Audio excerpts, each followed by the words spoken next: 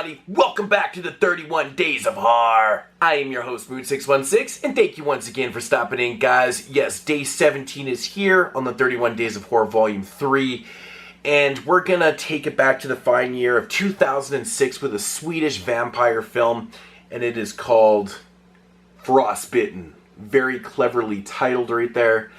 Yeah, Dawn is a month away, the subtitle on there. Yeah, we'll talk about that in a minute.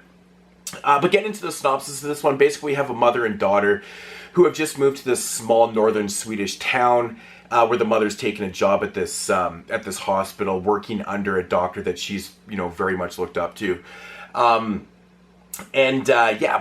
what she doesn't know is that this doctor actually has a very dark secret. Meanwhile, the hospital also has a little bit of college interns and things like that work there. Ultimately, one of the guys actually ends up taking this experimental drug that the doctor's been working on. And, funny things start happening to him. And he ends up stealing, this whole batch of this experimental pills. They end up in the hands of someone else. And ultimately at this party where everyone seems to take all these pills and shit like that. And that's pretty much your film.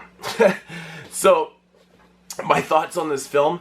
Now, I was always under the impression for years and years that this was a 30 Days of Night ripoff. To my amazement, I'd never actually checked the release date or when this film was done, and this movie actually came out before 30 Days of Night. So ultimately, I don't know if 30 Days of Night took their idea from this film, maybe from a couple scenes of dialogue. I'm not 100% sure, but this movie right here definitely came out before, and even though the 30 Days of Night premise is, kind of in this film, it's not actually part of the full-blown narrative. It just takes place during the time of year where there's 30 days of darkness. So, yeah, and it's just kind of said in dialogue in kind of passing and stuff like that. Now, this movie right here has a really cool, interesting premise, man. It really does. It gives you a backstory where, the Swedish soldiers who were fighting off, the Red Army back in World War II, under the dictation of the Germans, and, they have to retreat into this cabin in the beginning of the film, ultimately coming face to face with a vampire, which plays into the narrative in, the present day. And I love that stuff, man, how, the Germans had something to do with the evil and things like that. Pretty cool premise. I really enjoyed this. It has this very, very dark feel to the film, too, of course, because it's all shot at night. I absolutely love that. But it's a fun-ass film. You follow a shitload of characters in this one. Not only are you following the mother in this film, but you follow her daughter, who is friends with the people at this party. You're following, these other guys that have taken these drugs. And there's just lots of characters, for a film that runs about, 94, 95 minutes before the credits kick in. It's very well paced. Super, super fun. This is a horror film. I was always under the impression that it was a comedy. This is definitely a horror film, but it has dark comedy in it. In fact, some of the dialogue in this film is actually quite interesting.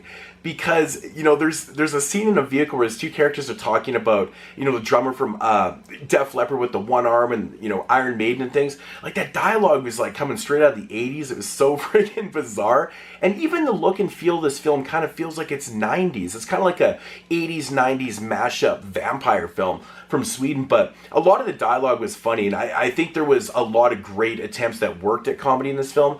There is a couple attempts I think failed. Where one of our, the first guy that takes this experimental drug that the doctors created, he all of a sudden has, vampires, which I forgot to mention actually, the vampires in this film are very kind of traditional. They have no reflections, garlic affects them and things like that. They have super sensitive hearing. But in this one, they can also talk to dogs, or they can hear dogs' thoughts and shit, which I thought was kind of a weird one. But, that happened 3 or 4 times throughout the film, and I thought it was kind of missing the comedy elements. But yeah, with this one, it's not a silly comedy by any means. There's lots of good dark attempts that I think work quite well. There's a really funny line at the end of the film, towards the end of the film, where this character says, "Stop throwing gnomes at me," and I literally burst out laughing when she said that. It just came out so funny, but yeah, really good film. Really, really good film.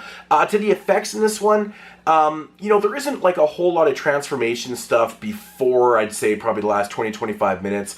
And the transformation is kind of mid-2000 CG. It's not by any means the worst I've ever seen. With that said, it's definitely passable. It's definitely passable. It's not overly bloody. It's more about the story and more about the development of who this Doctor is and what he's trying to accomplish and stuff.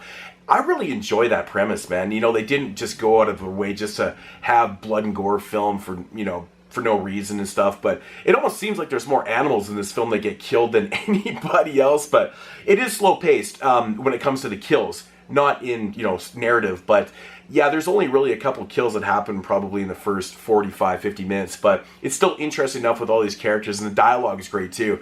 This movie being Swedish, it is subtitled, so you're going to have to read it, but I think the translation of the jokes to North American audiences will actually work still. I was amazed by the dialogue being so 80s and the look 90s, but being in 2000s. I mean, I don't know if they're just behind the times there with stuff, or that was, fully 100% intentional. I'm not 100% sure. I've never been to Sweden before, but this is a really fucking fun film, man. Honestly, one of my more favorite Swedish films I've ever seen. And there's lots of great ones. I'm not going to name them all off, but this one is a really damn fun one. If you like vampire films, in fact, if you like 30 Days a Night, I'm sure you'll like this one. I mean, this is a little bit more comical than that one, but it definitely has its moments. It's awesome. I love the music too. The music actually is probably one of the biggest reasons why this movie feels so 90s. I feel like the score is very 90s-ish. So just picture that 80s dialogue with a 90s score, 90s look, but done in the 2000s. I don't know. It's really cool, man. I really enjoyed this film. It's fantastic stuff. So I'm going to give this one about an 8 out of 10. Great film for this time of year. I mean, this is pre-winter. I mean, this would probably be better in the dead of winter. But really fun stuff, man. Frostbitten, Swedish flick from 2007. Give it a shot, man. Really, really fun stuff. That is going to do it for day 17 here on the, I was going to say on the 22 shots, on the 31 Days of Horror. Check you guys tomorrow with a throwback film. And as usual, peace!